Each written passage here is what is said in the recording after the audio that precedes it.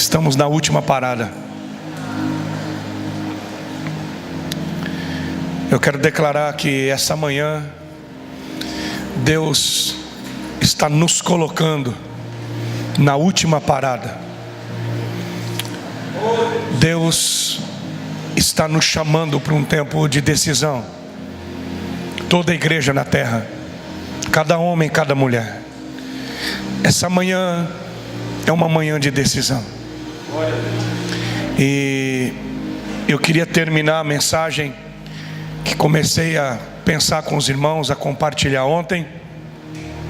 E eu peço que Deus me dê força, porque a gente vai se desgastando, né? Todos esses dias eu estava pensando assim, eu estou ministrando todo dia, na pegada aí, sei lá, eu acho que mais de 2 semanas sem parar, seguida. E eu saio daqui hoje, depois do almoço, vou para casa, 3 horas da manhã eu saio para Araçatuba, 5 da manhã eu já estou pegando o voo para Navegantes. Aí eu prego em Santa Catarina, quarta noite, quinta de manhã, quinta noite, e já pego o voo de volta na sexta, porque na sexta eu tenho que ir para Andradina, e aí a gente continua a pegada. Mas glória a Deus por isso. Nós temos dedicado a nossa vida. O apóstolo Paulo diz: a minha vida é uma oferta derramada sobre o altar. Eu, minha esposa, minha família, nós decidimos viver realmente para servir o reino, e não só as nossas igrejas, mas também outros ministérios, outros pastores. Quem não estava aqui ontem à noite? Quem não estava aqui ontem à noite? Nós tem bastante gente, hein?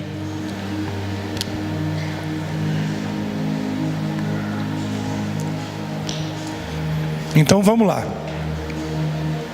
Deixa eu fazer um flashback. Vamos dar uma retrospectiva para você que não veio ontem à noite, para você entender da onde que eu vou partir hoje, que nós vamos concluir, né?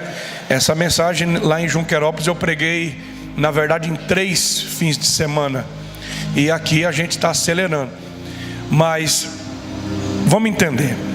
O Senhor Deus me disse que a última igreja, a igreja do arrebatamento, a igreja que vai preparar a volta de Jesus, a igreja da última hora, a igreja que vai estar na terra antes do grande e temível dia do Senhor, essa igreja em toda a terra, ela vai receber a última unção. Diga: última unção. A última unção, como já diz, vai ser a última unção do Espírito Santo derramada sobre a igreja na terra. Essa unção vem para capacitar, ela vem para ungir a igreja, para que ela possa cumprir o papel, preparar o caminho para a volta do Senhor Jesus. E essa unção vai ser uma unção profética, uma unção de profecia.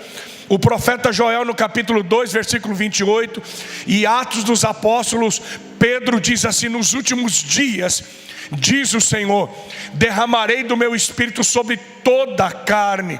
Vossos filhos e vossas filhas profetizarão, os jovens terão visões, os velhos terão sonhos. Até sobre os meus servos e as minhas servas naquele dia derramarei do meu espírito, e eles vão profetizar. Diga: profecia. Eu quero que você tenha uma expectativa, porque os profetas nos 4 cantos da terra, toda a natureza, irmãos, até o crente mais simples, eu não sei se você sente isso no teu espírito, mas o nosso Rei, o nosso amado Jesus Cristo de Nazaré, Jesus está voltando. Os mais antigos aqui, eu penso que os mais antigos sentem mais isso do que os jovens. Eu não sei se vocês aqui têm sofrido, mas eu nunca vi tanto calor na minha vida. É verdade, irmãos. Pergunto para os mais antigos, há 20 anos atrás, há 30 anos atrás, não tinha o calor que tinha hoje. A gente não tinha ar-condicionado e a gente dormia. Abria a janela, tinha uma brisa fresca. E eu não estou falando só por causa do calor, não. Eu estava pregando no centro do Paraguai. Chaco Paraguaio, esse ano, deu 63 graus. Você sabe o que é isso? Só de uma fazenda morreram 600 bois de calor. Os bois desmaiavam e caíam mortos. 63 graus. Você tem noção o que é isso? Entra na internet e disca calor e clica lá, calor no Chaco Paraguaio. Eu estou falando isso porque toda a natureza está gritando, toda a terra está clamando. Meus irmãos, Deus está usando a própria natureza, os profetas. Nós estamos vivendo os últimos dias da terra. E se o que isso que eu estou pregando é verídico, então eu quero que você se prepare, porque não é apenas as catástrofes que vão acontecer, vai acontecer também o maior avivamento que a igreja já experimentou. Quando eu vejo esses meninos buscando o Espírito Santo, quando eu vejo crianças profetizando, quando eu vejo jovens,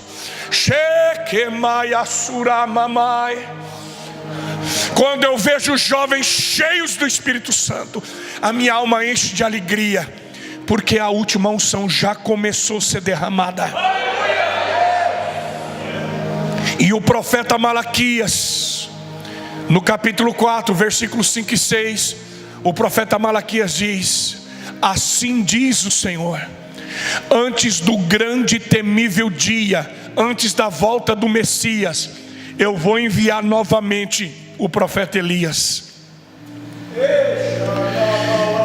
E não está falando apenas de João Batista, que veio preparando o caminho do Senhor. Deus estava dizendo que a última unção, ela tem uma aparência, ela tem um desenho. A unção que a igreja vai receber nesses últimos dias vai ser a unção que estava sobre a vida do profeta Elias. Nós temos que confrontar os profetas de Baal, de Azerá. Nós vamos ter que confrontar Acabe e Jezabel. Esse mundo que estamos vivendo, ele está completamente dominado pelo engano, pela mentira, o sincretismo religioso. Os profetas se venderam e estão comendo na mesa de Jezabel. Pastores e denominações se venderam pelo dinheiro. Denominações se transformaram em comércio. Estão brincando com a palavra de Deus e profetizando mentiras. Mas a igreja do arrebatamento será tomada pela unção de Elias, e nós não seremos enganados pela mentira do diabo. Essa unção virá para converter o coração dos pais aos filhos e dos filhos aos pais. Vocês percebem que a igreja está mudando. Alguns anos atrás, Plácido, o nosso coração não era convertido ao coração dos nossos líderes. Às vezes eu chego e o Diego diz assim: pastor Jetro é meu pai. Eu chego em Marília e eu olho para o pastor Domingos, eu beijo ele. Eu digo: cara, você é meu pai, cara. Eu te amo.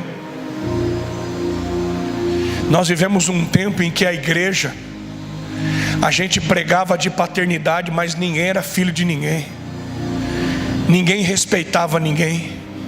A igreja tinha medo de se submeter a uma paternidade. A igreja tinha medo de se submeter a uma liderança espiritual. Por quê? Porque o líder, ele ficava um tempo e daqui a pouco já ia embora. A igreja dizia assim: por que eu vou amar esse pai se daqui a pouco ele vai me abandonar? Eu me lembro quando eu cheguei em Junquerópolis. Eu comecei a pastorear Junquerópolis ainda muito novo. Nem a nossa igreja vai completar 70 anos. Nunca um pastor nenhum ficava mais que 2 anos. Era o ciclo batista. O único pastor que ficou mais que 2 anos, que chegou a completar acho que 7 ou 8 anos, o único foi o pastor Lauro, que construiu a igreja antiga que nós derrubamos. O único pastor que conseguiu quebrar esse ciclo de abandono fui eu. E quando fazia 2 anos que eu estava lá, uma mulher chegou para mim, uma da líder da igreja, e disse assim: o senhor não vai embora não? Eu acho que já venceu o tempo do senhor aqui. Mulher do maçom, eu acho que já venceu o tempo do senhor aqui. Eu olhei para ela e disse assim: eu acho que eu não vou embora não, hein? E eu não fui mesmo. Ela foi. Ela e o marido foram embora. Mas eu não fui não. E um dia eu cheguei para a igreja e disse assim: acabou esse tempo de abandono, de divórcio. Eu amo vocês e vou ficar com vocês. Eu quero que vocês me amem, eu quero amar vocês. Eu estou falando, irmãos, de paternidade. Eu estou falando de você olhar para o seu líder de célula, olhar para o seu supervisor, olhar para o seu pastor e dizer assim: eu quero ser um filho, eu quero ser uma filha. Eu quero que você seja um pai para mim, eu quero que você seja uma mãe para mim.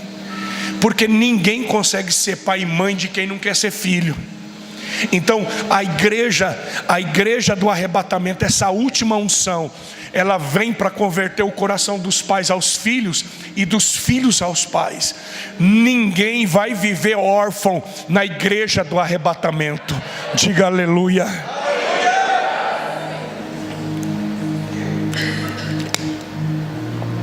E aí nós começamos ontem um caminho, que é o caminho para essa unção. Se nós vamos receber a unção que estava sobre a vida de Elias, nós precisamos olhar para a vida do profeta Eliseu. Porque o profeta Eliseu, ele recebeu essa unção que estava sobre a vida de Elias, e não foi uma unção comum, foi uma porção dobrada. E é sobre isso que nós vamos terminar hoje. Então, se somos a igreja que vai receber a unção de Elias, nós somos a igreja que vai ter que trilhar o caminho do profeta Eliseu, porque Eliseu trilhou um caminho para receber essa unção. E ontem nós fomos para o último dia do profeta Elias aqui nessa terra. Nós começamos a ver a prova final que foi aplicada sobre a vida de Eliseu para que ele recebesse essa unção. E nesse último dia eles estavam em Gilgal, que significa círculo. E Elias disse: fica aí, Eliseu, fica aí, porque Deus me mandou para Betel. Eliseu tinha que tomar uma decisão: ou ele ficava no círculo, ele continuava vivendo ali em Gilgal, ele continuava fazendo as mesmas coisas, vivendo do mesmo jeito, ou agora ele tomava uma decisão e ia com Elias. Elias está dizendo: você quer continuar no círculo? Fica aí no círculo. E existem crentes que faz muitos anos que não saem do círculo, que entra um ano, termina um ano e nada muda. Deixa eu te dizer, você nunca vai receber nada novo de Deus se você não fizer algo novo para Ele. Não se colhe feijão plantando arroz. Deus tem falado isso para nós com muita clareza. Quando eu estava terminando dezembro, Deus me disse assim: Jetro, você precisa ir além. Você precisa ofertar o que você nunca ofertou. Você precisa jejuar como você nunca jejuou. Você precisa orar como você nunca orou. Você precisa pular de ponta como você nunca pulou. O apóstolo Mahatma Lopes, esse cara você tem que trazer aqui. O Mahatma é uma máquina, cara. O Mahatma é um cara da raiva, porque tem gente que Deus olhou e parece que Deus deu tudo pro cara. Não é verdade? Pensa num cara bonito, irmão. Parece ator assim de Hollywood. Cara bonito, é difícil pra gente falar isso. Mas o cara bonito, simpático, dá vontade de beijar ele e abraçar. Pensa num cara bacana. Você olha pra ele assim, você gosta dele sem conhecer. Porque tem gente que demora pra gente gostar, não é? Tem gente que você vai gostando assim, com oração, você gosta assim, com jejum. Aí você acaba gostando da pessoa. Mas tem gente que não, tem gente que você olha assim e diz: puxa, aquele cara é legal. Você conhece ele? Não sei, mas para mim ele é legal. O Mahatma é assim. E ele é um profeta, líder. Igreja nos Estados Unidos, no Rio de Janeiro, um monte de igreja, agora em Brasília. Um cara top. E ele pregando assim, Deus se movendo na nossa igreja, na semana da virada. E Deus disse assim para mim: eu quero que você oferte a sua caminhonete. Eu falei: isso não é coisa de Deus, não, isso deve ser coisa do inimigo. Isso é o diabo falando. Diabo querendo levar minha caminhonetinha. Irmãos, a gente que é pastor, a gente demora muitos anos para conquistar algumas coisas. E eu e a minha esposa, Deus tem nos prosperado, nos abençoado muito. Mas tudo que a gente conseguiu, que Deus nos deu, foi a base de muito sacrifício, de muito trabalho, de muita abnegação, abrindo mão de muita coisa. Às vezes eu olho para minha esposa, para minha família, e eu já pedi perdão, porque quando a gente começou assim, numa igreja muito pequena, uma igreja tradicional. Irmãos, a gente comeu do ruim. A Leia teve que empurrar muito carro velho para dar tranco, carro a álcool que não pegava no frio. Eu sei que aqui vocês nunca fizeram isso. Mas pensa aqueles carrinhos a álcool. Sabe quando você anda com um vidro de desodorante de gasolina no bolso, assim, para jogar no... Alguém já colocou gasolina no carburador de carro a álcool? Até uns pobres aqui também. A gente andava com um vidinho de gasolina assim, com desodorante assim, porque carro a álcool não pega no frio. A gente sofreu. Mas devagarzinho a gente vai conquistando. E o meu sonho sempre foi ter uma caminhonete. Eu sempre gostei disso. E Deus me deu a honra, o presente de ter uma caminhonete nova. E quando chega em dezembro, o Mahatma está pregando, e eu disse assim: oh Deus. E Deus me disse: entrega. Eu falei: se o Senhor está falando comigo, o Senhor tem que falar com a minha esposa. Deus me disse: com a tua esposa eu me viro.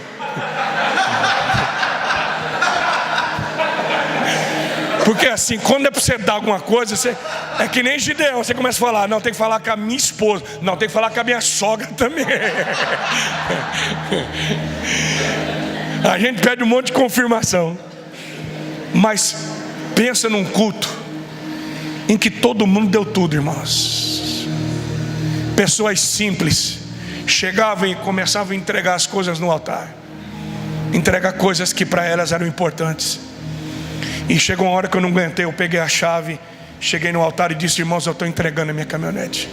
Quando eu disse eu estou entregando a minha caminhonete, a Leia na cadeira: é isso mesmo, coração, vamos entregar, é tudo. Eu falei: misericórdia.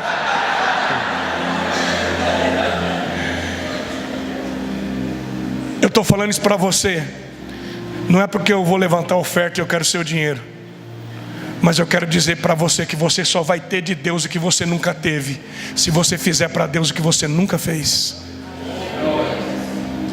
Pastor, o senhor já ganhou outra caminhonete? Não, eu não ganhei nada ainda. Mas o meu coração não está preocupado com isso. Eu nunca fui tão livre na minha vida. A Leia perguntou: e a gente vai viajar de férias, que carro? Eu falei: fica tranquila. Aí um irmão vai lá e empresta um carro antigo, mas um carro bom. E nós fomos viajar, e foi a melhor férias da nossa vida.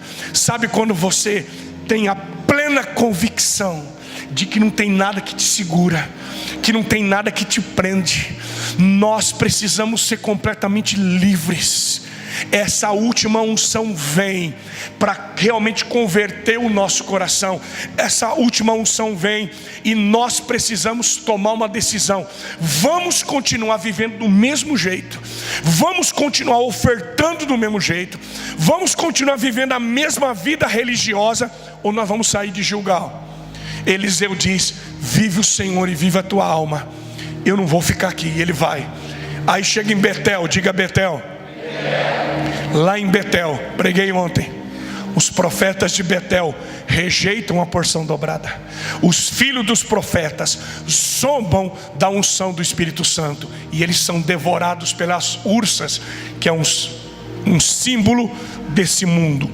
A igreja do século 21 A igreja desse tempo não vai resistir os ataques do mundo se nós não estivermos revestidos com a porção dobrada do Espírito Santo de Deus.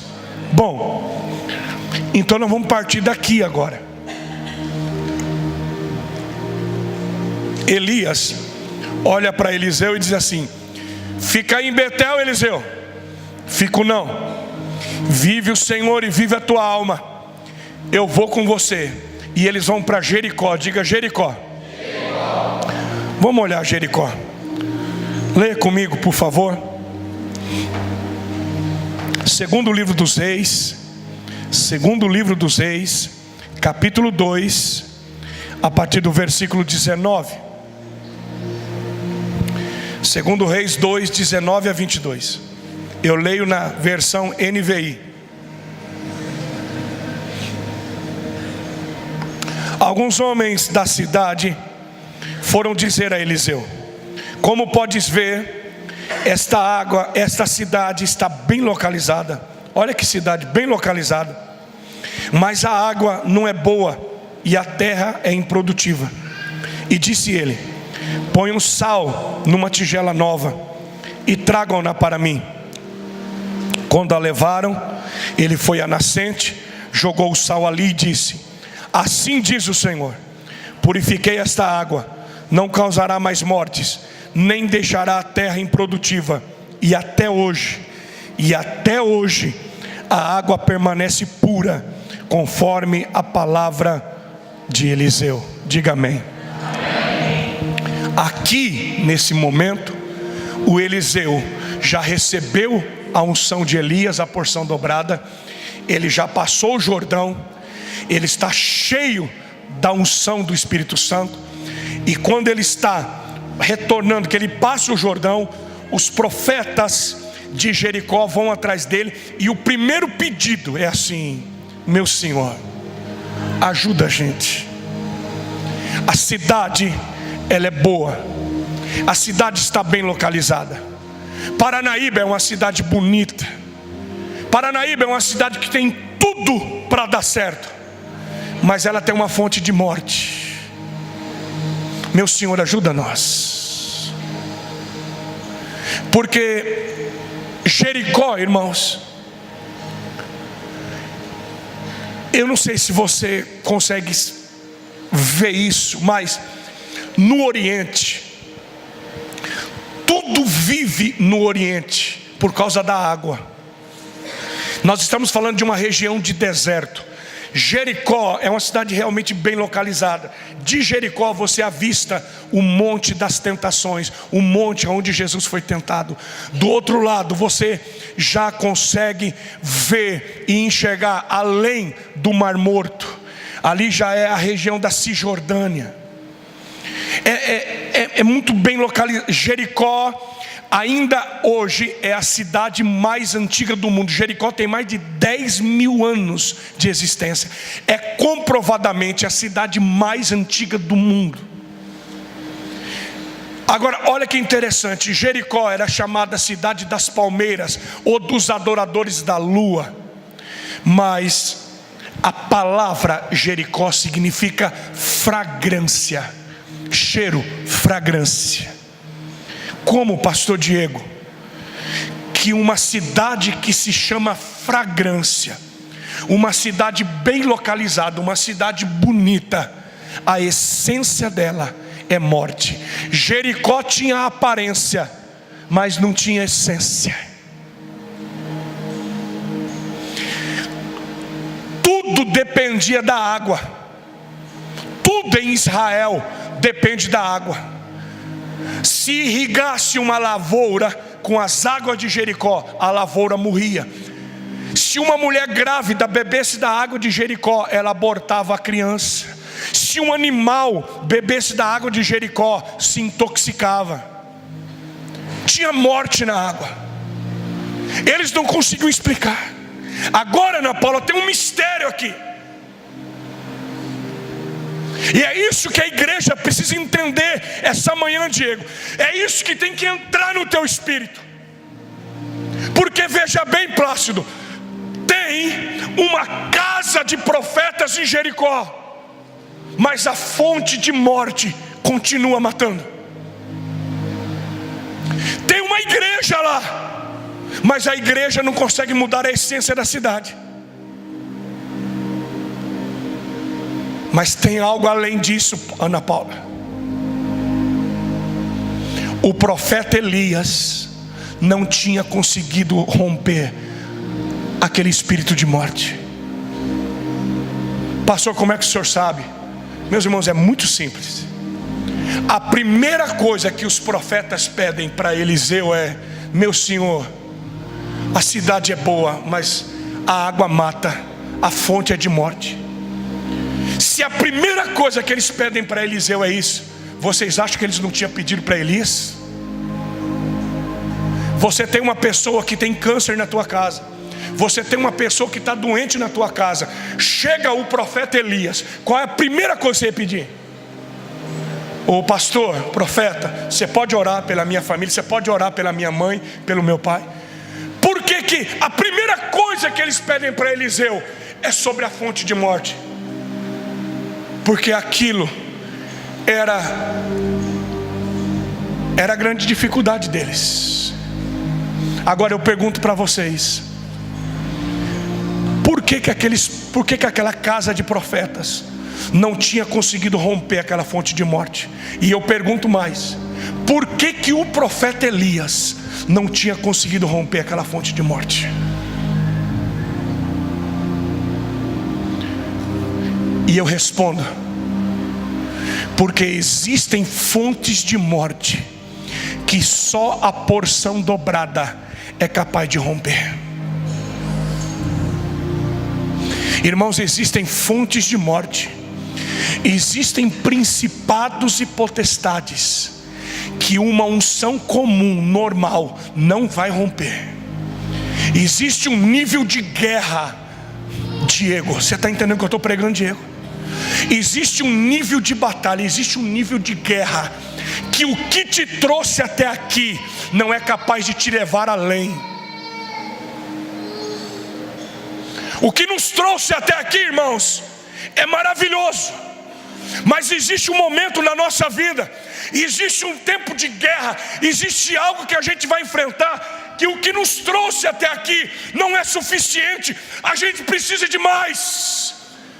É por isso que a última unção, a unção que vai vir sobre a igreja, vai ser uma unção de porção dobrada, porque nós vamos enfrentar principados e potestades, fontes de morte que nunca foi enfrentado na história. Sabe o que a Bíblia diz? Que nesses últimos dias seriam liberados demônios do abismo. Eu disse aqui ontem e eu vou repetir. Você consegue perceber que nós estamos vivendo um tempo que nunca a humanidade enfrentou o ataque maligno que nós estamos enfrentando. Deixa eu tentar ser mais claro. O diabo sempre roubou, matou e destruiu. O diabo sempre esteve em ação no planeta Terra, mas o tempo que nós estamos vivendo hoje é diferente. Irmãos, Satanás não é onipotente.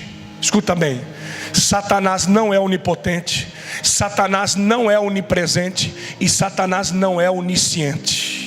Satanás não pode estar em todos os lugares ao mesmo tempo. Satanás não tem todo o poder. Satanás não pode saber o que você pensa. Ele não é onisciente. Ele não tem esse poder. Agora, pare e pensa comigo. O que potencializou? O que o diabo tem feito para entrar dentro da tua casa, nos filhos, em todos os meios, em todas as repartições do mundo, meu irmão, através da mídia, das redes sociais, através da internet, em 5 segundos, o diabo espalha um vírus em toda a terra. O que antes demorava 50 anos para o diabo fazer, o que demorava 50 anos para o diabo colocar um pensamento, uma ideia, um conceito, um sofisma, uma mentira, hoje leva 5 segundos. Os demônios, meus filhos, olha ao seu redor. O mundo vive na ansiedade. As pessoas estão se suicidando. Os nossos jovens estão entrando em parafuso. Nunca houve tanta doença emocional. O diagnóstico é que em poucos anos metade do planeta Terra vai estar em depressão. Metade do planeta Terra vai ter alguma doença psiquiátrica, esquizofrenia, bipolaridade. O povo sofre de insônia, de medo. Isso não está longe de você. Isso não está longe de mim. O que é isso, pastor? São os demônios, meu irmão. É uma fonte de morte. O diabo está matando. Você e eu estamos bebendo de água envenenada. Os nossos filhos estão bebendo água envenenada.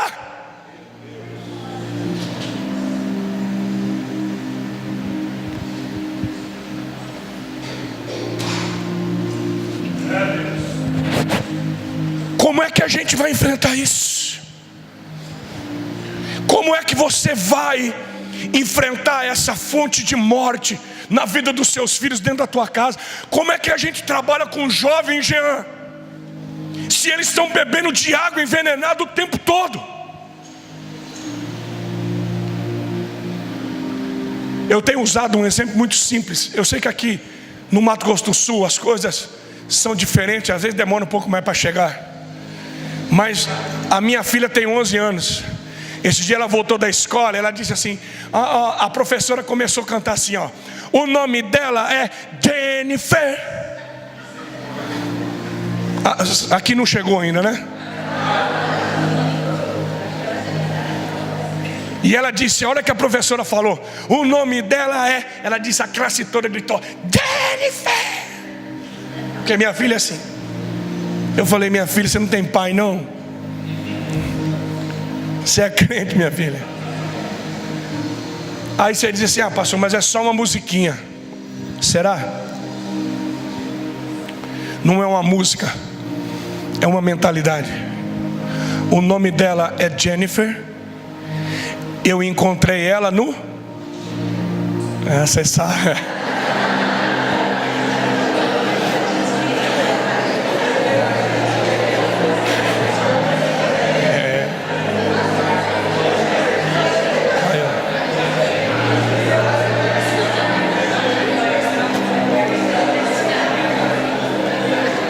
Como é que a gente tira esse veneno?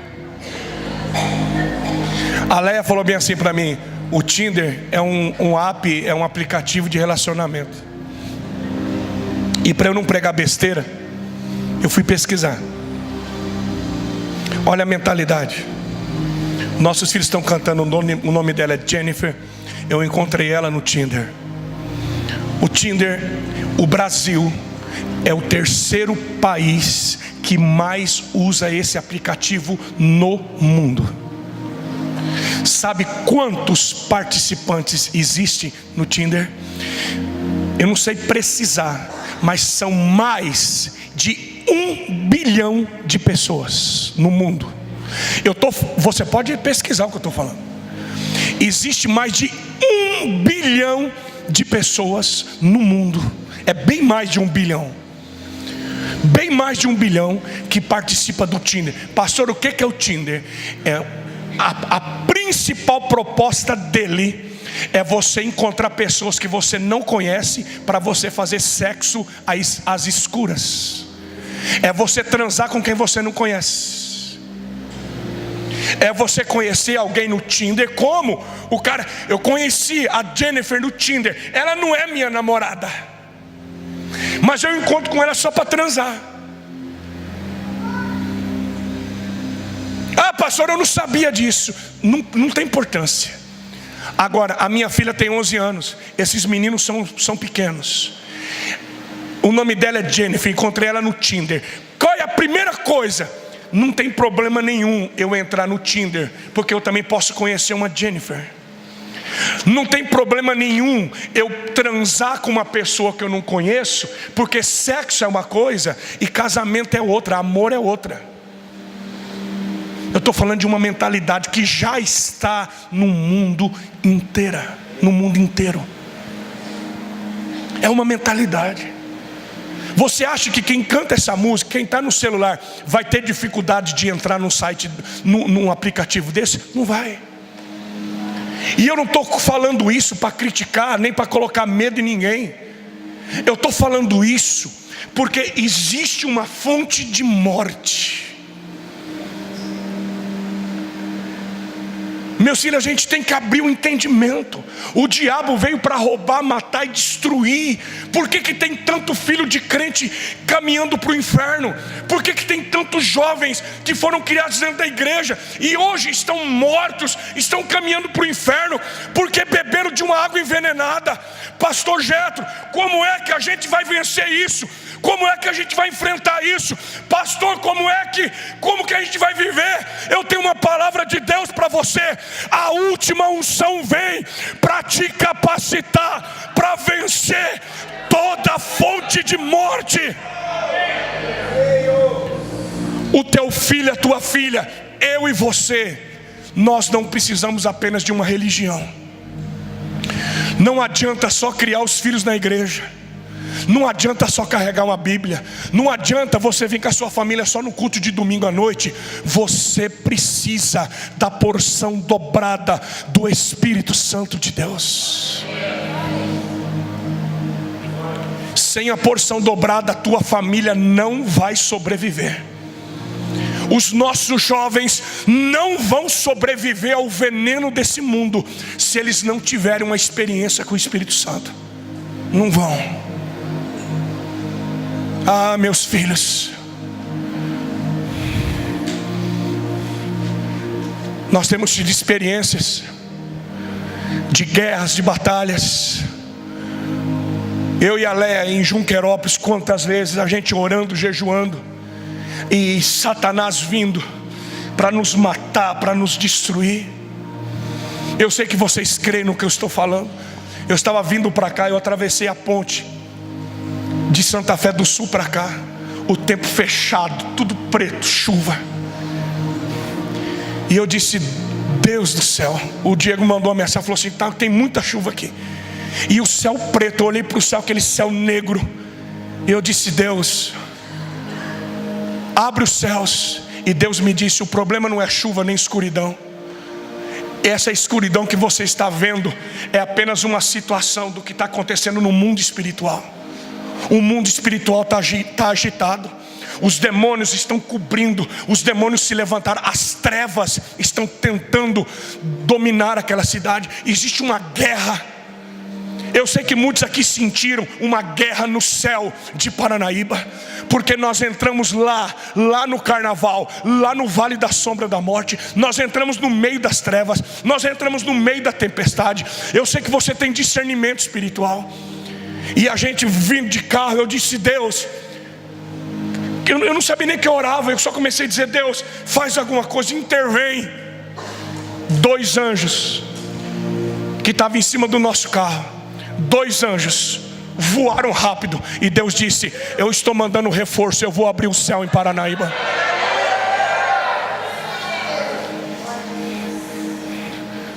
Deus abriu o céu aqui. Porque não é, escuta bem, não é por força, nem por violência, diz o Senhor dos Exércitos.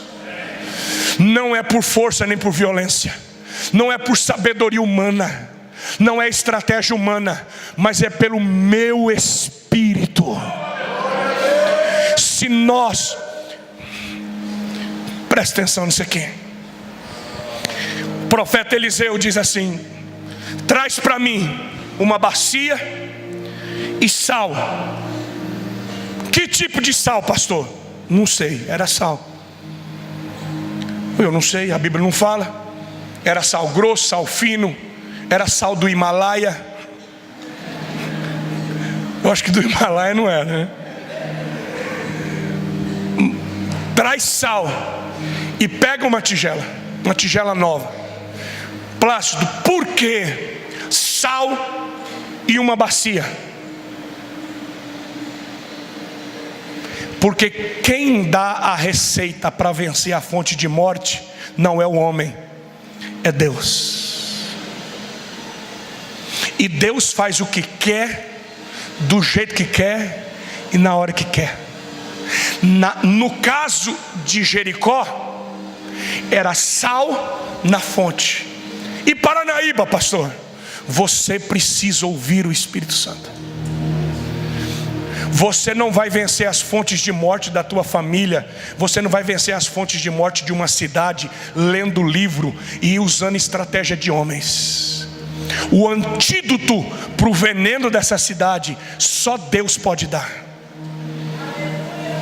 Isso aqui é muito importante, irmão, sabe por quê? Porque nós somos batistas e a gente gosta de encaixotar as coisas. Não é porque lá em Junquerópolis, é porque lá em Andradina, é porque nós batistas, nós não usamos sal. Nós não usamos, a gente usa o que Deus mandar usar. Vocês estão entendendo o que eu estou falando? Porque você já pensou, Deus fala assim, Eliseu, pega sal, coloca numa bacia e vai na fonte. Eliseu diz assim, olha, no nosso meio batista a gente não usa sal, então continua morrendo aí. Por que Eliseu não questiona? Porque manda quem pode e obedece quem tem juízo.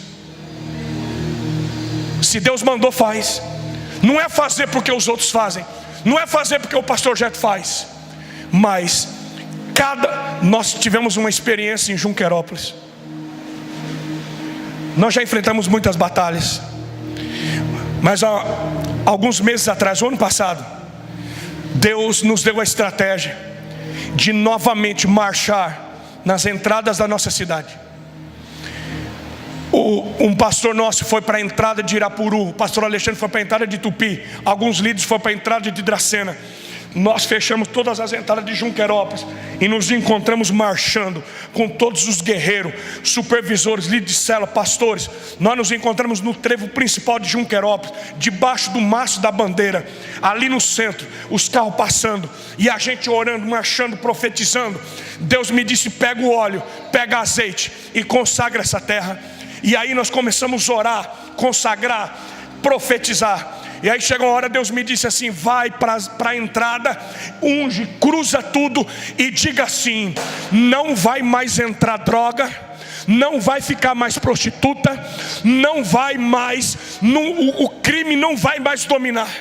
E nós orando, profetizando, amarrando aqueles demônios. Meu irmão, no trevo de Junquerópolis ficava prostituta, às vezes homossexuais, mulheres, para fazer programa. Nós fizemos aquele ato profético. Em um mês, 4 carros tentaram entrar com droga em Junquerópolis. Os 4 carros foram presos. As bocas de fumo, todas, os traficantes, os líderes, todos foram presos. Chegou um menino para mim e disse, pastor, o negócio está feio aqui em Junquerópolis, porque para usar droga tem que buscar em outro lugar. Droga não entra aqui. Eu digo, não entra e não vai entrar, em nome do Senhor Jesus. As prostitutas foram embora. Aí você pode dizer, mas é uma loucura, pastor. Pois é, a Bíblia diz que a oração de um justo pode muito em seus efeitos. Diego, Paranaíba precisa de uma igreja que ouve os decretos do céu. A igreja tem que ouvir o céu e trazer o céu para a terra. Nós precisamos ir lá na fonte e profetizar cura.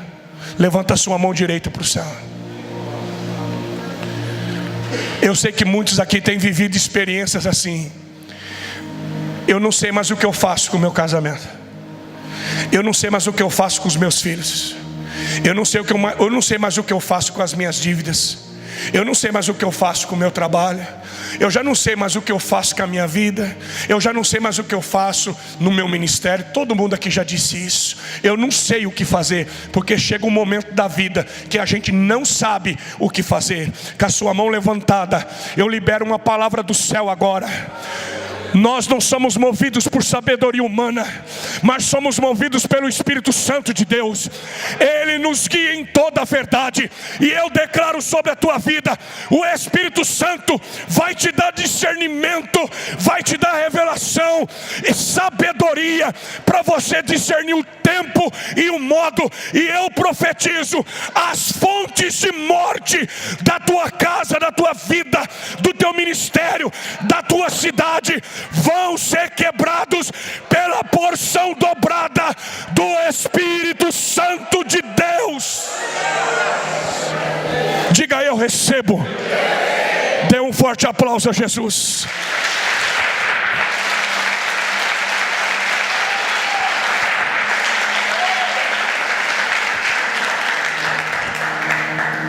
Fica em Jericó, Eliseu. Fico não. Eu vou para o Jordão. Vive o Senhor e viva a tua alma. Eu vou com o Senhor. Diga: Jordão.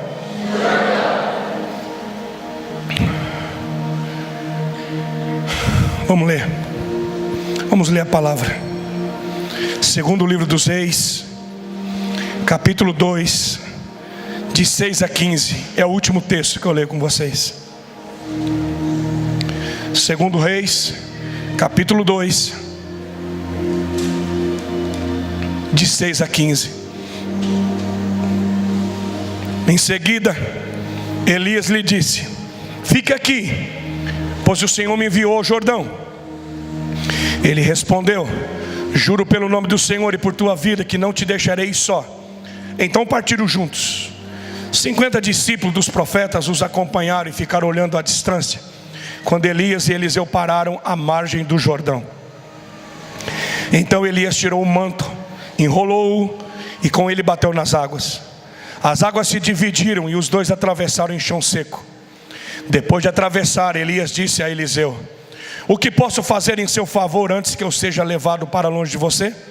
Respondeu Eliseu: faze de mim o principal herdeiro de teu espírito profético. Disse Elias: seu pedido é difícil, mas se você me vir quando eu for separado de você, terá o que pediu. Do contrário, não será atendido. De repente, enquanto caminhavam e conversavam, apareceu um carro de fogo e puxado por cavalos de fogo que o separou. E Elias foi levado aos céus num redemoinho. Quando viu isso, Eliseu gritou: meu pai, tu eras como os carros de guerra e os cavaleiros de Israel. E quando já não podia mais vê-lo, Eliseu pegou as próprias vestes e as rasgou ao meio. Depois pegou o manto de Elias que tinha caído e voltou para a margem do Jordão. Então bateu nas águas do rio com o manto e perguntou: onde está agora o Senhor, o Deus de Elias? Tendo batido nas águas, elas se dividiram e ele atravessou. Quando os discípulos dos profetas, vindo de Jericó, viram isso, disseram: o espírito profético de Elias repousa sobre Eliseu. Olhe para mim. O Jordão fala de decisão. Diga: decisão. Duas coisas para nós terminarmos hoje. O Jordão fala de decisão e o Jordão fala de ir até o fim. Diga: até o fim. O Jordão, ele é um rio singular. O Jordão é o rio único no mundo, porque o Jordão é o único rio no mundo que está abaixo do nível do mar. O único rio. Mas esse rio não é apenas famoso por causa da sua geografia. Todas as vezes que o Jordão aparece na Bíblia, está falando de um tempo de decisão. Antes do povo de Israel entrar na terra prometida, eles tiveram que passar o Jordão.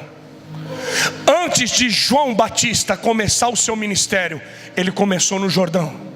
Antes de Jesus começar o seu ministério, ele teve que entrar no Jordão. Antes de Elias ser arrebatado aos céus, ele teve que passar pelo Jordão. Antes de Eliseu receber a porção dobrada, ele teve que atravessar o Jordão. Então o Jordão fala de um tempo de decisão, porque existem portas na nossa vida, irmãos, Existem portas que são colocadas diante de nós, que se nós passarmos, não dá mais para voltar. Eu digo que existem portas que a maçaneta é só do lado de fora, não tem maçaneta do lado de dentro. Você passou por essa porta, não dá para voltar mais. Vou dar alguns exemplos. O cara é solteiro. Deus coloca a porta do casamento na frente dele. Ele passou a porta do casamento. Dá para voltar, irmãos?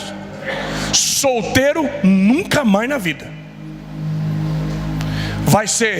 Pode ser viúvo, largado, desquitado, divorciado, amaziado, pode ser o que for. Mas você passou a porta do casamento, solteira, solteiro, nunca mais você vai ser. A tua condição civil muda.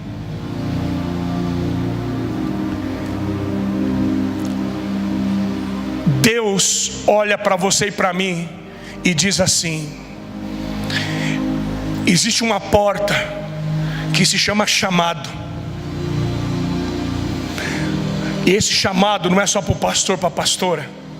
Jesus disse assim: aquele que coloca a mão no arado, aquele que diz: Deus, eis-me aqui, Deus, usa a minha vida. Se um dia você disse: Deus, pode contar comigo, usa a minha vida. Se você passou pela porta, se você segurou no arado, Jesus disse: aquele que bota a mão no arado não pode mais olhar, voltar atrás. A Leia disse uma palavra hoje de manhã que me fez arrepiar.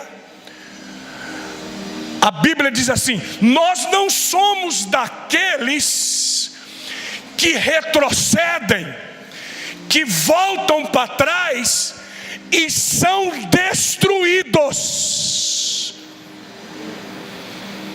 Porque quem solta o arado, quem volta para trás, a Bíblia diz que vão ser devorados, vão ser destruídos. A Bíblia diz: aquele que retroceder, Jesus disse, a minha alma não tem prazer nele. Então eu estou falando uma coisa que tem muita gente que brinca. Não, eu quero ser líder. Não, agora Deus me usa. Não, Deus, agora eu quero casar. Casa comigo, casa comigo.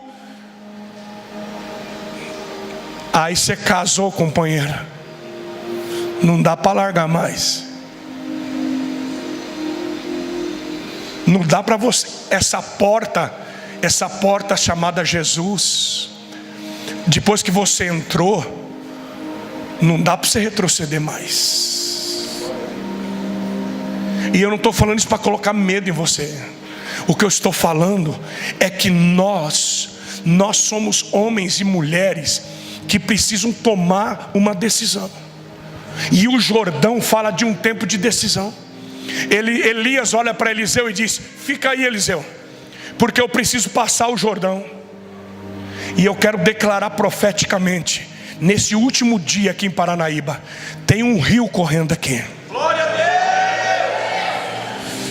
Oh Santo Espírito, tem um rio correndo aqui.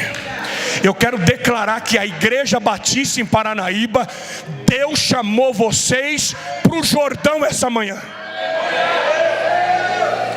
Deus está chamando essa igreja para um tempo de decisão. Ou vocês passam o Jordão e conquistam a terra, ou vocês passam o Jordão e vivem a porção dobrada, ou vocês vão ficar sentados. Porque tem muita gente assim, que quando chega perto do Jordão, o cara senta e diz assim: ó, já saí de Gilgal, já passei por Betel, já passei por Jericó. E o Jordão?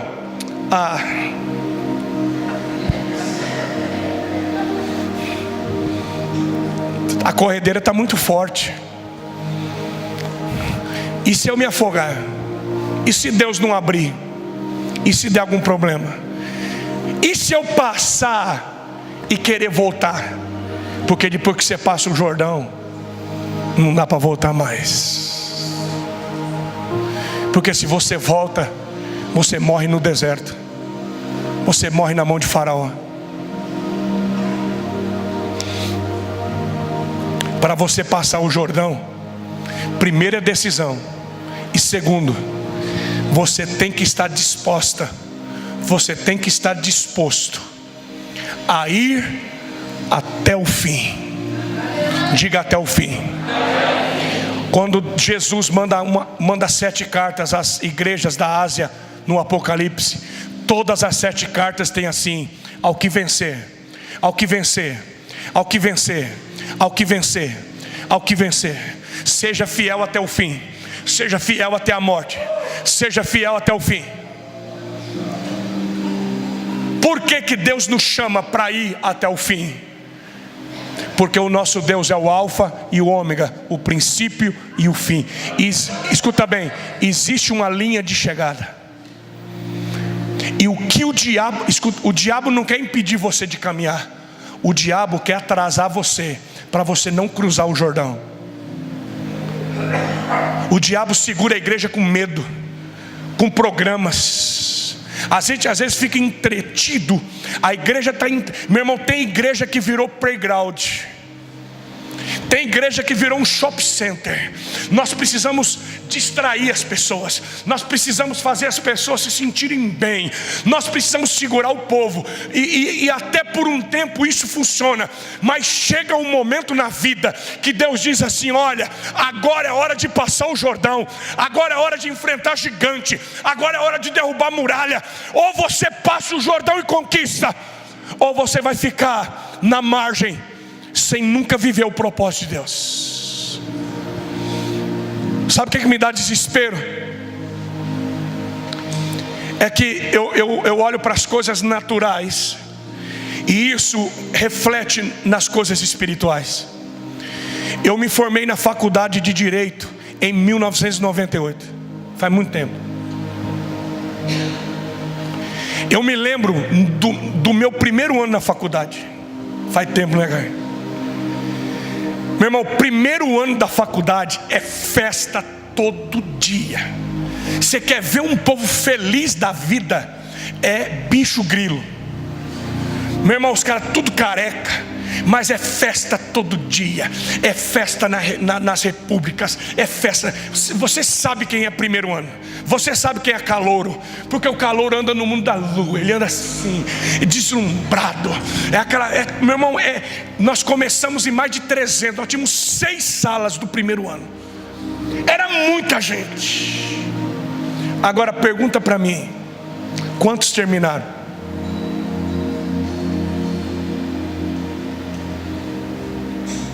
Mas não começou com tanta festa.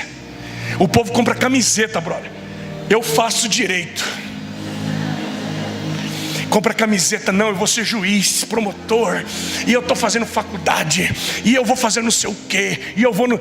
Começa o primeiro ano assim, você fala: meu Deus, esse cara vai engolir o mundo, ninguém segura. Mas quando chega no último ano, tem uma sala. Dos 300, sobrou 30, sobrou 40. Meu irmão, a porcentagem dos que terminam varia de 10 a 20%. Agora me explica, por que tanta gente começa e tão pouca gente termina? Porque vem problema, vem crise, vem dor, vem prova, vem reprovação, vem doença. Eu me lembro quando eu fazia faculdade, se eu comesse o meu cachorro... Hoje eu nem como cachorro quente mais, graças a Deus. Mas quando eu comia o cachorro quente custava R$1. Se eu comesse um cachorro quente no almoço, eu não comia na janta. Eu dormi no chão muito tempo, porque eu não tinha nem dinheiro para uma república, eu não tinha. Mas eu dizia assim: eu vou terminar esse negócio. Eu dormia no chão, comia um cachorro quente por dia, e eu ia a pé, que eu não tinha dinheiro para circular. Mas eu vou terminar, e eu vou me formar. Quantas vezes isso? Mas isso não é só na vida acadêmica. Vamos pensar na vida profissional. Eu sou de um tempo em que eu ouvia assim, a minha mãe, minhas tias, meus tios, Eu olhava para as pessoas, eu olho para os antigos da igreja, a tesoureira da nossa igreja, a Cléo, ela diz assim: olha, pastor, eu trabalhei 35 anos na Caixa Econômica. O outro disse: olha, pastor, eu trabalhei 40 anos naquele posto de gasolina. Olha, pastor, trabalhei 28 anos naquela casa, 20 e tantos anos naquele mercado.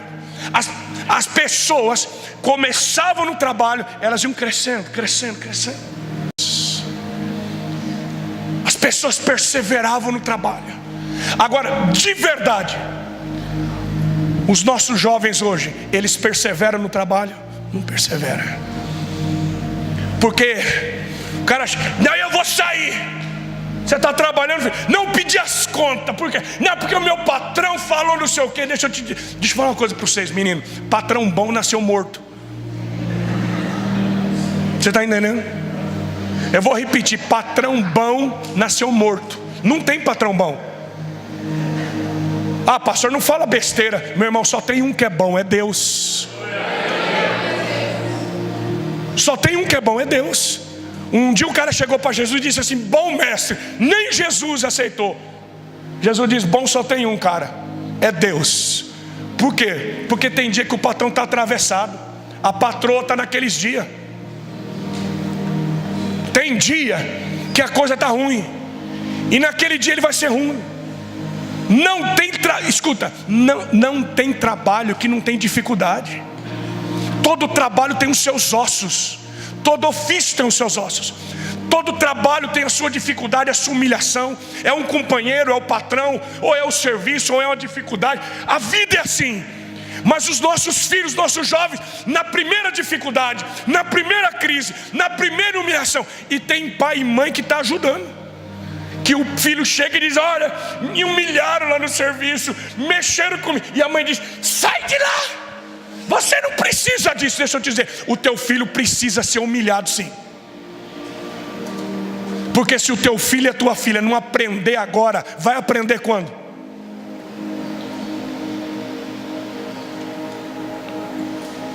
Tem pai e mãe que está estragando os filhos.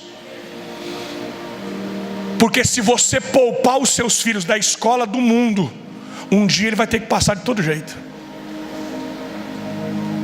E vocês entendem o que eu estou falando. Tem muito pai e muita mãe que protege o filho de uma tal maneira que poupa o filho. Sabe aquele pai e mãe que não deixa a criança brincar descalça na terra? Não pega imunidade nunca. Se pegar uma pneumonia, morre, porque não tem imunidade nenhuma. Porque o filho não pode se sujar, não pode pisar na terra, não pode brincar. Tem pai e mãe que não coloca o filho na creche. Não, porque meu filho na creche vai apanhar. Pois é, deixa apanhar, que aprende apanhando.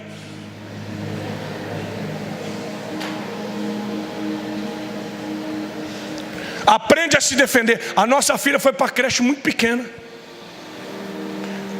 Deixa eu te falar uma coisa. O lar de crianças de Junquerópolis é da nossa igreja. O conselho tutelar tira crianças que estão vivendo em situação de risco, e nós abrigamos e fazemos um trabalho de recuperação com a família e com as crianças. Quando o juiz e o promotor entendem que não dá para essa criança voltar para casa, o juiz destitui a guarda da família e essa criança é liberada para adoção. Agora, eu estava conversando com a nossa equipe de psicólogo, assistente social, e eles estavam me dizendo algo que eu achei sensacional. Todas as nossas crianças, estou falando todas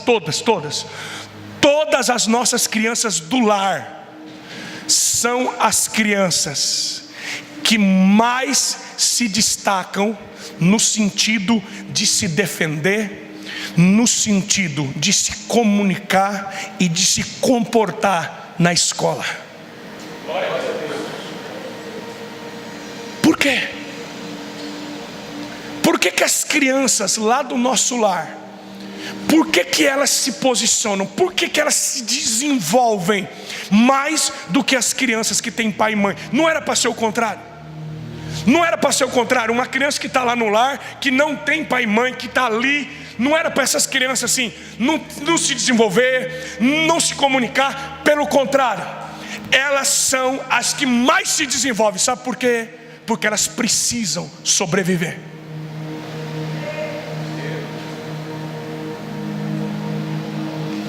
Eu estou falando isso com muito amor, porque tem pai e mãe que pensa que está protegendo, está estragando os filhos. Porque o teu filho e a tua filha tem que se preparar, porque a vida aí fora é difícil, é dura. E isso vai para a família. Por quê? Por que hoje nós não conseguimos ir até o fim na nossa família? Por que os filhos vão embora? Por que os casamentos estão acabando? Por que a gente já não escuta assim? Olha, eu comecei com a minha véia há 50 anos atrás. Nós começamos junto e estamos terminando junto. Eu não estou julgando ninguém aqui, irmãos. Eu sei que tem gente divorciada aqui na nossa igreja, tem, em todo lugar tem. Tem gente separada, divorciada. Cada história é uma história. E muitas dessas histórias é porque a gente não tinha Jesus. Mas a verdade é o seguinte: o que está acontecendo na vida acadêmica, o que está acontecendo na vida profissional, está acontecendo dentro da família. As pessoas não vão mais até o fim. Quando chega no Jordão, quando chega a tempestade, quando chega a crise, o casal olha assim e diz: eu acho que é melhor assim, você vai para o teu lugar, eu vou para o meu lugar. É assim, você precisa ser feliz, eu também quero ser feliz. Nós estávamos essa semana em 3 dias de jejum, e tem um rapaz da nossa igreja de Tupi Paulista. Ele tem 32 anos, é um rapaz forte, ele trabalha no presídio. Ele é um menino maravilhoso, vai ser um grande pastor. E a unção de Deus veio, era uma unção de cura. E a gente estava ali, e ele decidiu ir para o meio da roda. Ele sentou na cadeira, tirou os sapatos para a gente lavar os pés dele. Deus tem nos dado um entendimento. Eu nunca tinha entendido isso, mas Deus usou o apóstolo Cristiano para trazer um entendimento para nós. Que a nossa dificuldade, Plácido, não é lavar o pé do outro. A nossa dificuldade é tirar o sapato e dizer assim: lava os meus pés. Humilde não é quem lava o pé do outro. Humilde é quem tem coragem de tirar o sapato e dizer: eu preciso que você lave o meu pé.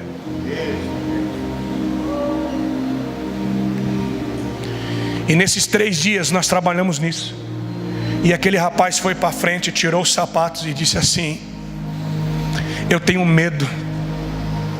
Eu trabalho nos presídios, mas eu sempre fui dominado pela ira, pelo descontrole. Eu tenho medo. Ele disse: eu tenho uma dor no meu coração. Eu tinha 7, 8 anos, não me lembro exatamente. Ele disse: eu tinha 7, 8 anos. Eu tenho 2 irmãs, e o meu pai brigando com a minha mãe, brigava com a minha mãe. E um dia meu pai arrumou a mala dele e estava indo embora, e eu corri e disse: pai, não vai embora, pai. Para onde você vai, pai? E ele disse, meu pai olhou para mim e disse assim: eu vou ser feliz. Eu vou ser feliz, eu vou em busca de alegria, porque aqui dentro dessa casa aqui é um inferno. Agora olha a mentalidade do menino. O meu pai vai embora porque quer ser feliz e me deixa aqui dentro do inferno. Agora, de verdade, vocês são pessoas inteligentes. Você acha que alguém consegue ser feliz deixando o filho para trás? Sabe, irmãos, eu falo isso para você assim com muito temor. Existem pessoas que querem colher, alegria, mas plantam lágrimas. Como é que alguém planta lágrima e quer colher alegria? Como é que alguém deixa filho gemendo para trás e quer ser feliz lá na frente? Hoje o pai desse rapaz é convertido, é da nossa igreja, é um homem maravilhoso. E às vezes eu estou pregando, eu vejo ele chorando assim. E esse rapaz disse: eu não consigo esquecer o dia que meu pai foi embora.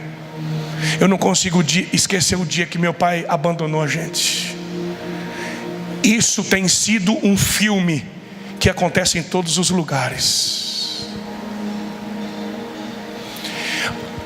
Os nossos jovens hoje não tem mais aquela mentalidade assim: eu vou casar, e ainda que eu tenha que comer do ruim, ainda que eu tenha que sofrer. Deixa eu te falar, quantos jovens, quantos querem se apaixonar assim? Pastor, eu quero amar de verdade. Tem quantos que quer amar de verdade? Vocês querem amar de verdade? Então assim, deixa eu te dizer, prepara para sofrer.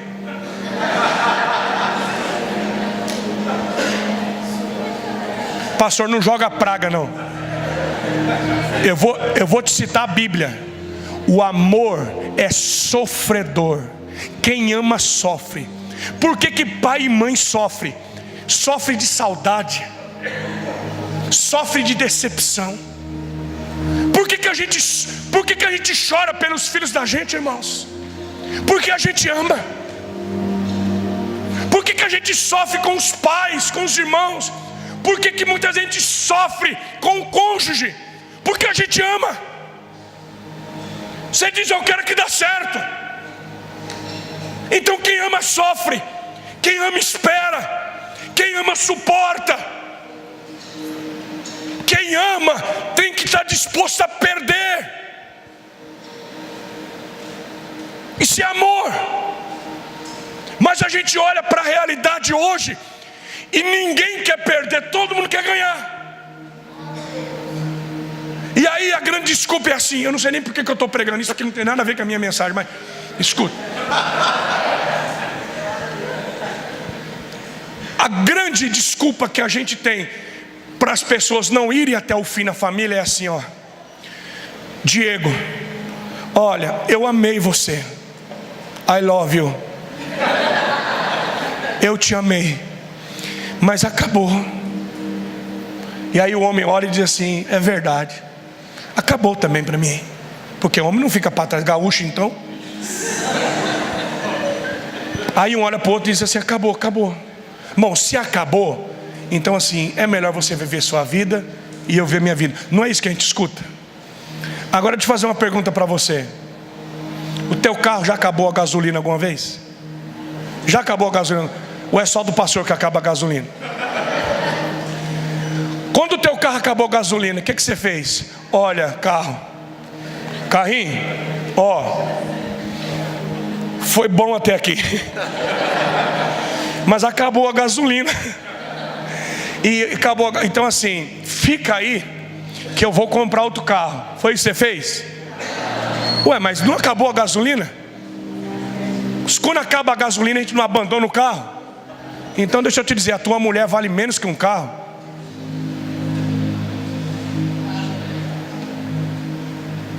Esse homem que viveu tantos anos com você, ele vale menos que um carro. Porque o carro acaba a gasolina e a gente não abandona.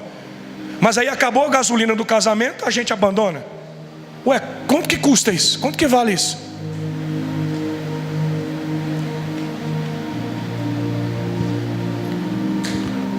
Eu sei que eu estou pegando duro aqui, mas a nossa crise, a nossa dificuldade, irmãos, é que nós não estamos dispostos a ir até o fim. E isso cai dentro da igreja. Isso cai dentro da nossa vida espiritual. Irmãos, eu estou cansado de ouvir pastores. Eu estou cansado de ouvir pastor. Não estou nem falando de crente normal, estou falando de pastor. Eu estou cansado de ouvir pastores que dizem assim: ah, estou dando um tempo. Não, estou dando um tempo, parei. Ele está vendo o Jordão passar. Não, porque eu cansei. É porque pastor é difícil, ministério é difícil. Para mim chega. Não, vou fazer outra coisa. Não, estou cansado. Não, eu vou deixar minha célula. Não, vou dar um tempo na minha célula. Não, eu vou parar um pouco a minha supervisão. Não, vou dar um tempo no meu ministério. Ó, pastor, eu vou dar um tempo no louvor, assim, sabe? Eu fico pensando assim: Deus nunca deu um tempo para nós. Você já pensou se Deus olhasse para você e Deus dissesse assim: ó, você está dando muito trabalho para mim, você é um cabeçudo, então assim, fica aí, dá um tempo para mim. Já pensou se Deus pedisse um tempo para você? Como é que você ia viver sem a mão de Deus? Agora fala para mim, se Deus não desiste de você, por que você vai desistir de Deus? O chamado, a nossa vida espiritual, ela tem uma porta. E tem uma coisa: A Bíblia diz que eu e você precisamos ir até o fim. Nós precisamos passar o Jordão. Meu irmão, não importa. Eu disse aqui ontem e eu quero repetir: nós temos que aprender a plantar em tempo e fora de tempo. A Bíblia diz: aquele que anda plantando, chorando, gemendo, aquele que leva a preciosa semente, andando e chorando. O que a Bíblia está dizendo? Que muitas vezes a gente vai plantar chorando, que muitas vezes a gente vai plantar gemendo, que muitas vezes a gente vai plantar com dor. Eu não aceito, pastor, esses líderes, pastores que dizem assim: olha, irmãos, eu quero pedir perdão para vocês, porque assim, eu não estou em condições de pregar. Eu não aceito isso. Não admito isso. Por quê, pastor? Porque eu não prego na minha força. Eu não prego na minha capacidade. Eu posso estar gemendo aqui, eu posso estar sofrendo aqui. Eu sepultei meu pai num dia, no outro dia eu estava na porta do cemitério. A gente estava lá abraçando as pessoas, testemunhando, anunciando Jesus. Ah, mas teu pai não tinha morrido? Tinha, mas eu deixei para chorar depois. Por quê? Porque eu decidi. Deus, a obra de Deus, o meu chamado. Não importa se eu estou chorando, se eu estou gemendo, se eu estou com dor, eu não vou parar na metade do caminho. Não vou. Tem um ditado mato-grossense que diz assim: a gente morre no porrete, mas não larga a traia. A gente trupica, mas não breca. O crente tem que decidir: não importa, eu vou até o fim. Sabe, irmãos, eu olho para os heróis da fé. Nós estamos falando essa manhã da Aimee Simplon, que é a fundadora da Igreja Evangélica Quadrangular. Essa mulher, ela se casou muito nova. Ela casou com um missionário. Ela era missionária americana. E a Aimee se casou com um missionário. Eles foram, se eu não me engano, eles foram para a China. E lá o camarada ficou doente. Ela também ficou doente. Ela teve um filho lá. E eles voltaram para os Estados Unidos. O cara estava tão doente, o cara morreu. Ela ficou viúva, ficou muito tempo doente, se recuperou. E passou um tempo, ela continuou pregando. E ela se casou novamente com um empresário. E quando ela se casou com esse empresário, ela não sabia, mas era uma armadilha. E o cara disse assim para ela: nunca mais você vai pregar. Você é minha mulher. Você não precisa disso. Nós somos ricos, nós temos condições. E ela engravidou desse cara, teve um segundo filho.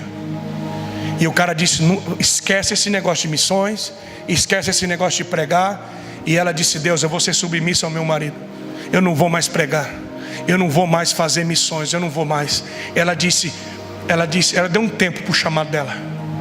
E então ela foi acometida de uma doença. E é uma doença terminal. Ela estava numa UTI, desenganada dos médicos. E Jesus chegou para ela. Leia o testemunho, é lindo. Jesus chegou para ela e disse: Aimee, você vai pregar a minha palavra, Aimee? E ela disse: Jesus, se o Senhor me tirar daqui, nunca mais da minha vida eu fico um dia sem pregar a tua palavra. Eu digo sim para o teu chamado. No outro dia ela estava fora do hospital, completamente curada. O marido disse: você não vai. Ela disse: com você ou sem você eu vou. E o cara abandonou ela. Ela com 2 filhos, nunca mais se casou.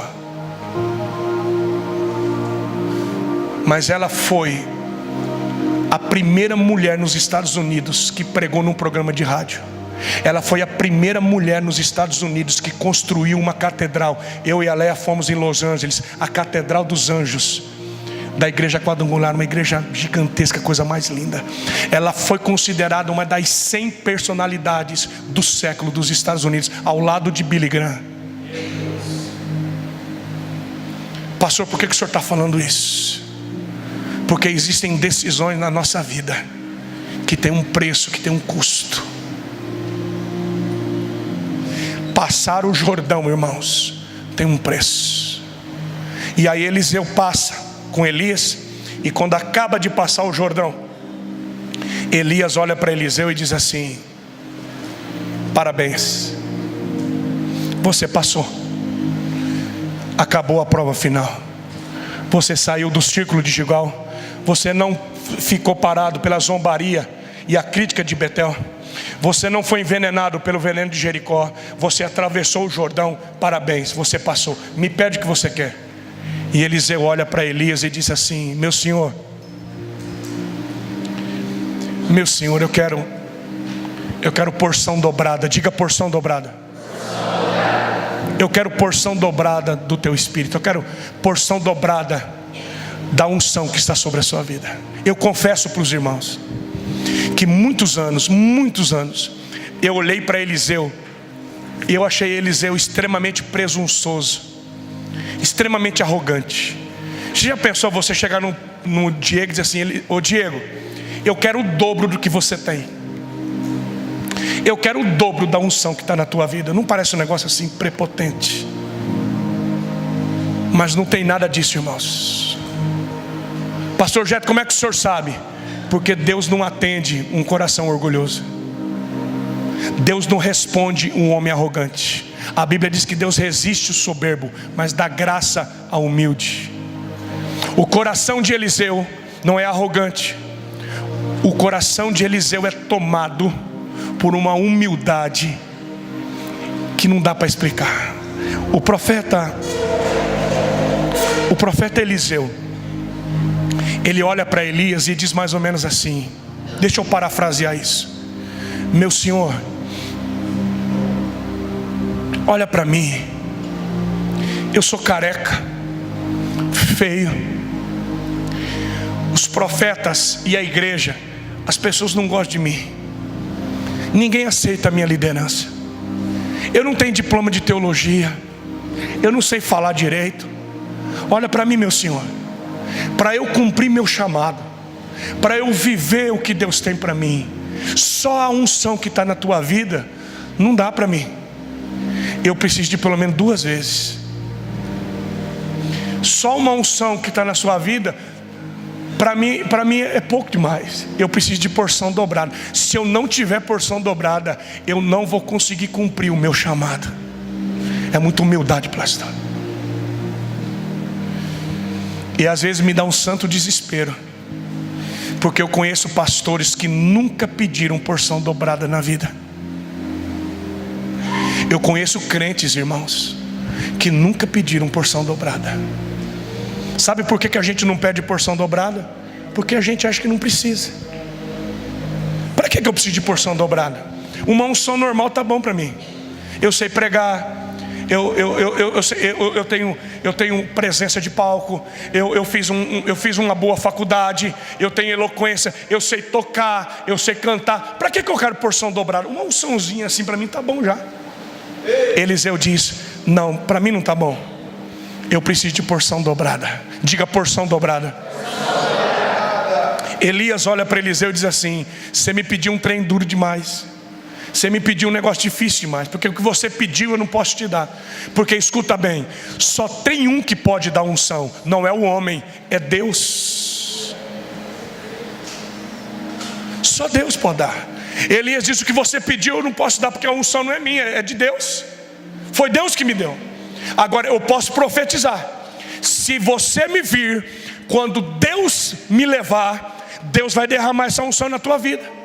E eles estão andando. Para mim, a partir daquela hora, Eliseu não pisca mais. É um olho no peixe, outro no gato. Está aqui, ó.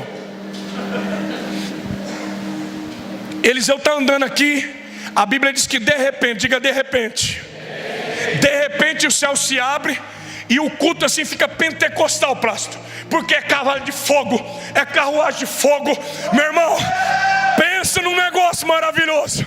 Porque quando Deus se revela, até os ministros dele se tornam labaredas de fogo. Diga aleluia. A sarça acende. Oh, aleluia. O Deus de Elias é o Deus do fogo, amém? Meu pai, carros de Israel e seus cavaleiros. O Elias é levado. E a Bíblia diz que a capa de Elias, o que acontece com ela? Ela cai. Aqui tem um mistério. Quem lançou a primeira capa em Eliseu foi o Elias, mas quem lançou a segunda capa foi o próprio Deus. Existe uma capa que você recebe do homem, mas existe uma capa que o homem não pode te dar. Eu fui ordenado, você foi ordenado pela igreja.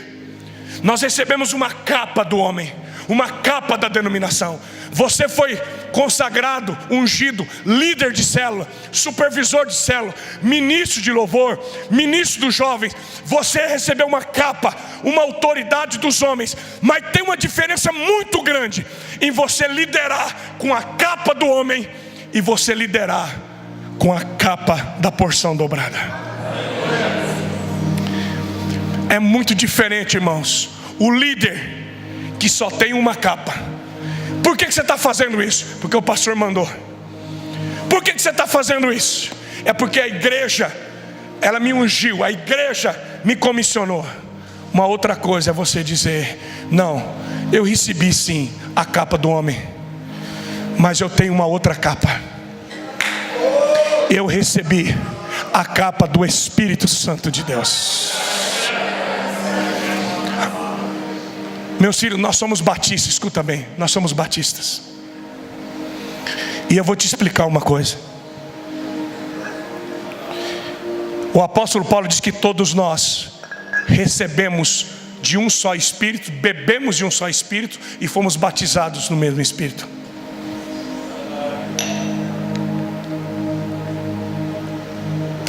E eu não posso discordar do apóstolo Paulo.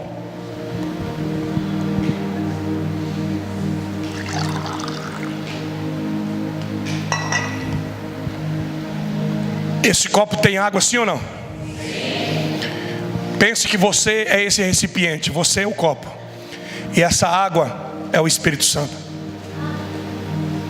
Quando você entregou sua vida a Jesus, quando você disse: Jesus, entra na minha vida, eu te confesso, todos vocês que estão aqui essa manhã, todos nós temos o Espírito Santo, sim ou não? Sim. Nós bebemos do mesmo Espírito. Pastor, como é que o senhor sabe que eu tenho o Espírito Santo? Se você não tivesse o Espírito Santo, você não estava nem aqui. Se você não tivesse o Espírito Santo, você não creria em Jesus. Se você não tivesse o Espírito Santo, você não conseguiria se arrepender dos seus pecados. Se você não tivesse o Espírito Santo, você não conseguiria nem adorar a Deus. Você não acreditaria nem que Jesus nasceu, veio em carne. Você não creria na palavra de Deus. Você não sentiria a presença de Deus. Você tem o Espírito Santo. Diga para a pessoa do teu lado: você tem o Espírito Santo. Aleluia. Então veja bem, nós temos o Espírito Santo. Agora uma outra pergunta. Parece imbecil, mas tem pergunta que Deus faz que é importante. Cabe alguma coisa nesse copo ainda? Sim ou não? Sim. Por que cabe? Porque não está cheio. Não é verdade? Ainda cabe algo nesse copo, porque ele ainda não está cheio. E é por isso, Arthur, que a gente começa a entender algumas coisas. É por isso, Ana Paula, que às vezes a pessoa está dentro da igreja, ela é crente, é dizimista, às vezes até é um líder, está na igreja há muitos anos, ela tem o Espírito Santo, ela se arrepende, ela chora, ela vem, mas ainda tem espaço na vida. Esse copo cabe algumas coisas aqui dentro porque não está cheio. E eu quero falar especialmente com você que tem lutado contra o pecado. Preste atenção, você nunca vai vencer o pecado. Pastor, já o que o senhor está falando? Minha filha, meu filho, se você pudesse vencer o pecado, Jesus não precisava ter morrido na cruz. Nenhum homem, nenhuma mulher tem condições de vencer o pecado. Deixa eu te dar uma notícia: o pecado e a morte já foram vencidos na cruz do Calvário. Você não tem que vencer o pecado já foi vencido. Você só precisa tomar posse da vitória e dizer: em Cristo Jesus eu sou mais do que vencedor. Mas por que alguns lutam contra a pornografia, contra o vício, contra a mentira, a inveja, o orgulho, a ira? Você diz: eu estou na igreja, eu sou crente, mas eu estou lutando, pastor. Eu consigo 1 mês, 2 meses, eu consigo 1 ano, mas de repente eu caio. Por que tem gente dentro da igreja, mas continua transando com a namorada, com o namorado, continua vivendo uma vida dupla? Porque ainda cabe coisa na tua vida. O diabo vai tentar encher. Pastor, como é que eu venço o pecado? Como é que eu faço para o diabo não ter nenhum espaço na minha vida? Para de lutar contra o pecado e se encha do Espírito Santo de Deus. Aleluia!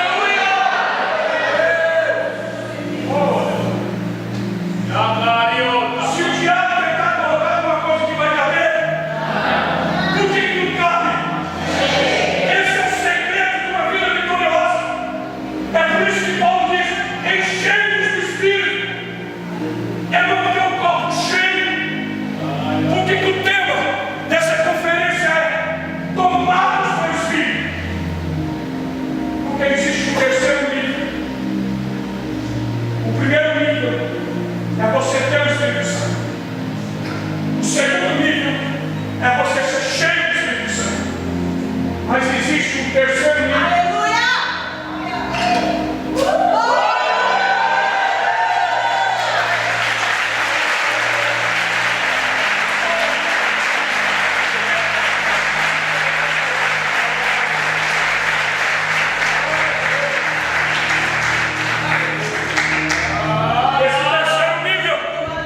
Esse terceiro nível é você ser tomado por Ele. Não é mais você ter o Espírito Santo, é o Espírito Santo ter você. É quando você pula no rio e não é mais você que controla, mas é o rio que te controla. Não é mais a tua vontade, mas seja feita a tua vontade aqui na terra, como a tua vontade é feita no céu. Olha aqui para esse copo. Fala para mim, o diabo pode tocar numa pessoa assim? Pode. Você quer vencer Satanás? Você quer viver uma vida vitoriosa? Você quer ter uma família vitoriosa? Seja tomado pelo Espírito Santo de Deus. Sabe como é que nossos filhos vão viver uma vida santa? Quando nossos filhos estiverem mergulhados nele. Mergulha. Eu gosto do Judá Bertelli, irmãos. Judá Bertelli é meu amigo. E o apóstolo Judá Bertelli, ele diz assim: eu estou tomado. E eu digo assim para Deus: Deus, eu quero ser tomado, Deus. Eu não quero navegar no rio, eu quero pular no rio. Eu não quero ter o rio, eu quero que o rio me tenha. É se entregar completamente. Ficamos em pé essa manhã.